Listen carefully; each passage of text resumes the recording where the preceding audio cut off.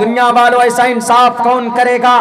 آج کل اگر کسی پر ظلم ہوتا ہے تو آنکھ بند کر لیتے ہیں، یا پھر ہم یہ کہتے ہیں کہ نہیں ہم نہیں بولیں گے، ہم بولیں گے تو ہمارے ہاتھ میں ہتھکڑی لگ جائے گی، نہیں بولو گے تو دفن کر دیے جاؤ گے۔ بولنے کا ادھیکار آپ کو قرآن نے بھی دیا ہے، آپ کو بھارت کے سمویدھان نے بھی دیا ہے۔ اگر کوئی آپ کے پراپرٹی کو ڈیمیج کرتا، اگر آپ کے حق کو کوئی لوٹتا، آپ کو بولنے کا ادھیکار ہے، آپ کو قانونی لڑائی لڑنے کا ادھیکار۔ کب تک بزدل بن کر رہو گے؟ یہ نیتا لوگ تو آپ کو ڈراتے، یہ نیتا لوگ آپ کو بزدل بناتے، لیکن آپ کے اندر جو طاقت ہے، آپ کے اندر جو ایمان کی طاقت ہے، وہ بزدلی سے کبھی کم نہیں ہونا چاہیے۔ بزدلی کی وجہ سے آپ اپنے ایمانی طاقت کو کمزور مت کرو، بلکہ ایک مومن کی شان یہ ہے وہ اللہ سے ڈرتے ہوئے اپنے حق حقوق لینے کے لیے اگر میدان میں اترنا پڑے، آواز بلند کرنی پڑے، اگر تکبیر کا نعرہ بلند کرنا پڑے تو وہ بھی کرے انسان۔ یہ نہیں کہ مولانا ہم بولیں گے تو ہمارے ہاتھ میں ہتھکڑی لگ جائے گی۔ میں سمجھتا ہوں کہ آج کی تاریخ میں مجھ سے زیادہ کڑوی باتیں ان ظالم حکمرانوں کے خلاف شاید کوئی بولتا ہوگا۔ میرے پاس بک ہوئے، میرے اوپر تین کیسز بک ہوئے، تین FIR لانچ کیا گیا کہ مولانا عبداللہ کیوں RSS کے خلاف بولتا ہے، مولانا عبداللہ کیوں ظلم کے خلاف بولتا ہے۔ ہم ظلم کے خلاف ہم نہیں بول رہے، اللہ نے ہم کو یہ کہا، اللہ کے نبی نے ہم کو کہا انصر اخاک ظالما او مظلوما، بھارت کے سمویدھان نے ہم کو کہا right protection, right of information اور right of speech, freedom of speech, freedom of expression, freedom of thought. ہمارے دھرم کے اوپر کوئی ظلم کرے گا تو ہم آرٹیکل 25 کو پڑھ کر بتائیں گے، freedom of conscience and free profession practice and propagation of the religion. میں بولوں گا مولانا کلیم کو انصاف نہیں بولے گا، نہیں ملے گا تو ہم بولیں گے مولانا کلیم کا کیا جرم تھا۔ مولانا کلیم نے اپنے مذہب اسلام کو لوگوں کے سامنے اچھا بنا کر پیش کیا تھا، اور اس چیز کی اجازت بھارت کا سمویدھان آرٹیکل 25 اس کو دیتا۔ آرٹیکل کا 25 نمبر کہتا freedom of conscience and free profession and practice propagate of the religion. دھرم کی اچھائی کو بیان کرنا بھارت کے ہر ناگرک کا حق ہے۔ کوئی مائے کا لال عبداللہ کی زبان کو روک نہیں سکتا کہ مولانا عبداللہ آپ تقریر نہیں کر سکتے۔ یہ freedom of and propagation of the religion کے تحت ہم یہ جلسہ کر سکتے ہیں، ہم اپنی بات لوگوں تک پہنچا سکتے ہیں۔ کیوں؟ بھارت کا سمویدھان ہمیں اجازت دیتا ہے۔ لیکن اگر آپ بولیں گے نہیں تو پتہ کیسے چلے گا کہ you are on the right, آپ حق پر ہیں؟ آپ خاموش رہیے گا تو آپ کو مجرم بنا دیتے ہیں۔ میرے بھائیو بولیے، بولنا ہے لیکن قانون کے دائرے میں رہ کر بولنا ہے، سمویدھان کے دائرے میں رہ کر بولنا۔ بہت سے لوگ بولتے ہیں کہ ادعو الی سبیل ربک بالحکمت والموعظۃ الحسنہ،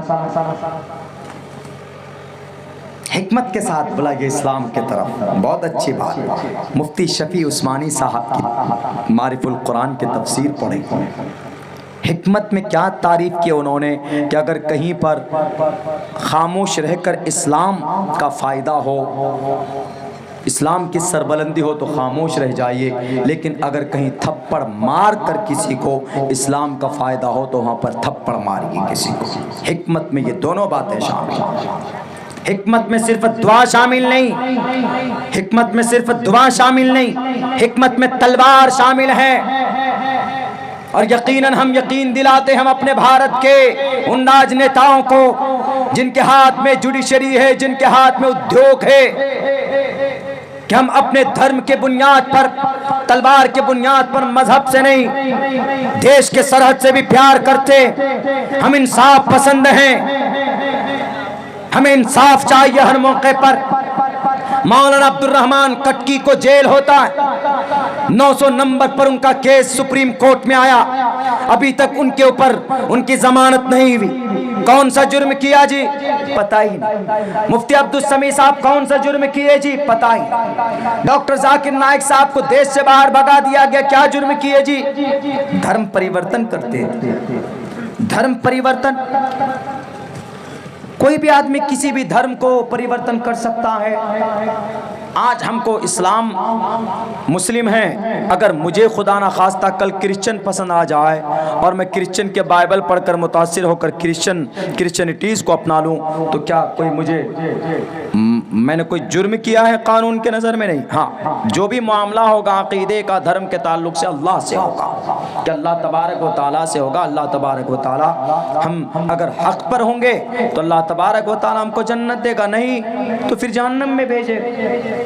اس لیے میں ہندو بھائیوں سے کہتا ہوں کہ میرے ہندو بھائیوں، میرے نوجوانوں، ہنومان چالیسا کا نعرہ لگانے سے کام نہیں چلے گا، بلکہ اس دھرتی کے اوپر بھی اگر بوجھ نہیں بننا چاہتے تے مرتیو لوکے بھوی بھار بھوتا منشیہ روپین مرگاش چرنتی تے مرتیو لوکے، مرنے کے بعد مرتیو لوک میں یعنی حشر کے میدان میں اگر کامیاب ہونا چاہتے ہو تو اپنے دھرم کو فالو کرو، اور اگر اس دھرتی پہ بھی اگر آپ انسان بننا چاہتے ہو تو آپ ایسا مت بنو، بلکہ ان میں سے کسی ایک پر عمل کرو.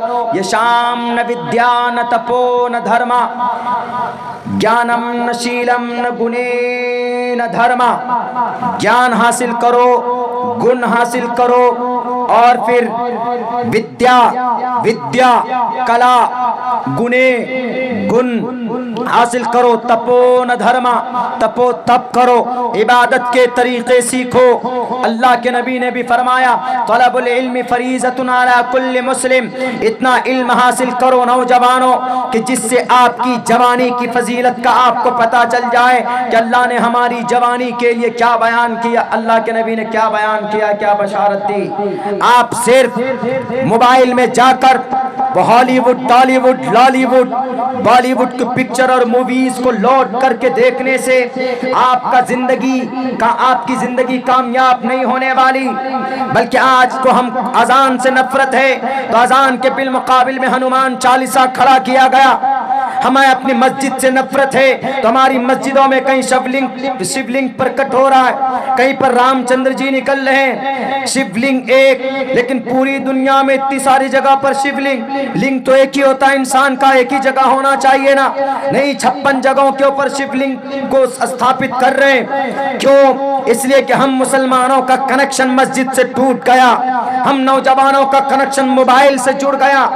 نہ معلوم کچھ دنوں میں ایسا نہ ہو جائے موبائل کو ایسا سافٹ ویئر لانچ کر دے کہ اب نماز بھی سافٹ ویئر سے ادا کرو، بیٹھے بیٹھے نماز ادا کر لو.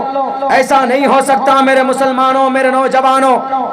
اللہ تبارک و تعالی کے طرف سے اغیار کو جبھی کھڑا کیا جاتا ہے جب مسلمان اپنی شریعت سے کمپرمائز کرتا ہے، جب مسلمان اپنی شریعت کے عمل کو کمزور کرتا ہے تو اللہ تبارک و تعالی ظالم کو اقتدار پر لا کر کھڑا کر دیتا ہے.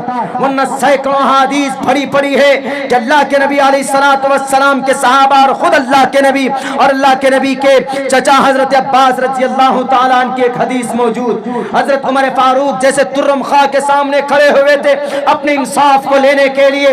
ایک موقع پر حضرت عمر فاروق رضی اللہ تعالیٰ عنہ مسجد نبوی کی گیٹ کے اوپر حضرت عباس کے گھر کا پرنارا گر رہا تھا پانی، تو جس سے نمازیوں کو دقت تکلیف آ رہی تھی، حضرت عمر فاروق آئے، اس پرنالے کو کھاڑ کر پھینک دیا. حضرت عباس رضی اللہ تعالیٰ عنہ آتے ہیں، آنے کے بعد اسلامی عدالت میں کیس فائل کرتے. کن کے خلاف؟ اس وقت کے پرائم منسٹر کے خلاف کیس فائل کرتے، اور پھر وہاں پر اسلامک عدالت میں justice of Islam, judiciary of Islamic judiciary کے اندر کیس چلایا جاتا ہے. حضرت عمر فاروق سے پوچھا جاتا، اے عمر فاروق آپ نے ان کے پرنالے کو کیوں توڑا؟ حضرت عمر فاروق نے کہا یہ نہیں کہا، حضرت عمر فاروق نے یہ نہیں کہا I am a PM, I am a prime minister of and 22 lakh مربع کلومیٹرز، 22 لاکھ مربع میل کا میں پی ایم ہوں، میں کیوں جواب دوں گا؟ میرا لائر جواب دے گا. لیکن نہیں، عمر فاروق خود ایک کٹ گھرے میں کھڑے اور ایک طرف حضرت عباس رضی اللہ تعالیٰ عنہ کھڑے اور یہ کہا کہ عمر جواب دو. عمر فاروق نے کہا کہ پانی گر رہا تھا، جج صاحب نمازیوں کو تکلیف ہو رہی تھی، اس وجہ سے ہم نے اس پرنالے کو، اس نالی کو کھار کر ہم نے پھینک دیا، دوسری جگہ لگا دیں گے۔ حضرت عباس رضی اللہ تعالیٰ عنہ سے پوچھا کہ اب بتائیے آپ کا کیا کہنا؟ انہوں نے کہا کہ جج صاحب، قاضی صاحب، قاضی اس وقت کے بڑے عالم دین ہوتے تھے، قاضی آج کے زمانے کے مفتی اور جو قاضی ہوتے ہیں ان کو جج کا درجہ حاصل۔ حضرت امام مالک رحمت اللہ علیہ 17 سال کی عمر میں مدینہ المنورہ کے جج بن گئے تھے۔ ہمارے نوجوانوں 17 سال کی عمر میں تو تمہارے ناک سے پانی نکلتے، لیکن 17 سال کی عمر میں امام مالک امام بن گئے تھے، قاضی بن گئے تھے مدینہ المنورہ کے۔ آپ کو 17 سال کی عمر میں آپ کو آپ کے عقیدے کا پتہ نہیں چلتا، آپ کو آپ کے قرآن کا پتہ نہیں چلتا، بلکہ 20 سال کی عمر ہو جاتی ہے جوانوں کی، تب بھی وہ اپنی شریعت سے ناواقف ہوتے۔ کیوں؟ اللہ نے اس لیے جوانی دی تھی آپ کو۔ حضرت ابن عباس رضی اللہ، حضرت عبداللہ ابن عباس رضی اللہ تعالیٰ جو مفسر کے امام ہیں، وہ 16 سال کی عمر میں مفسرین کے امام بن چکے تھے۔ 16 سال کی عمر میں تو ہمارا جوان فیس بک چلاتا، واٹس ایپ چلاتا ہے جناب، لیکن یاد کرو میرے نوجوانوں کیسی جوانی رہی ہوگی ان کی۔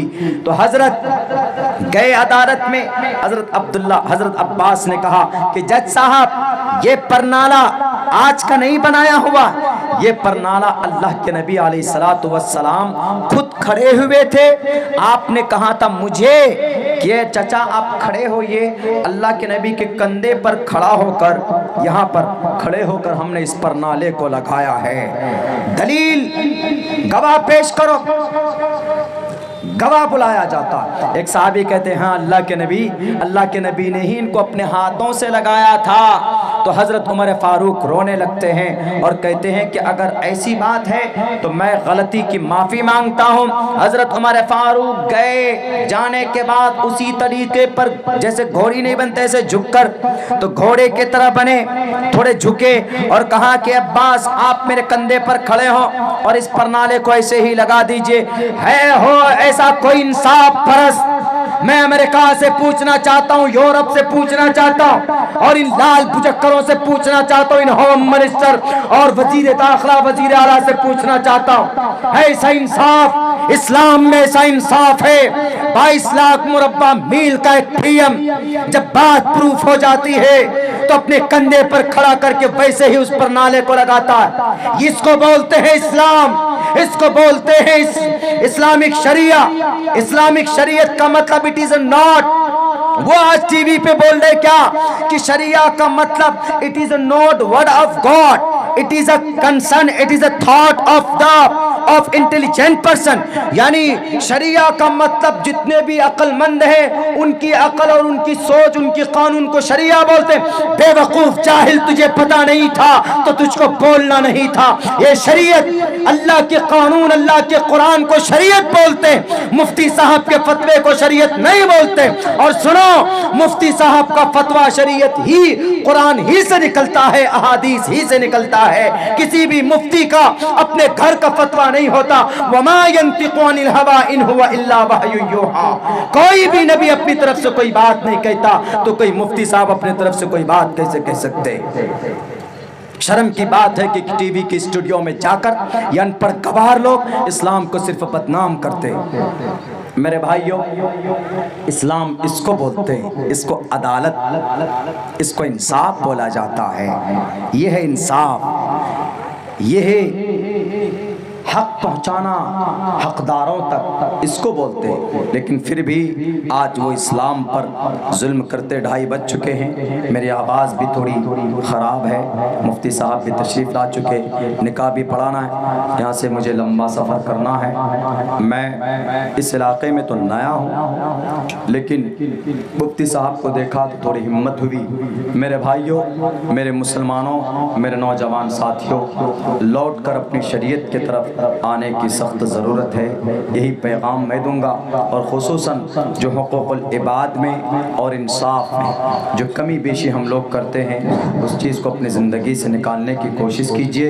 انشاءاللہ تبارک و تعالی اللہ کی طرف سے مدد ہوگی، کامیابی ملے گی، دشمن اپنے چال میں ناکام ہوں گے۔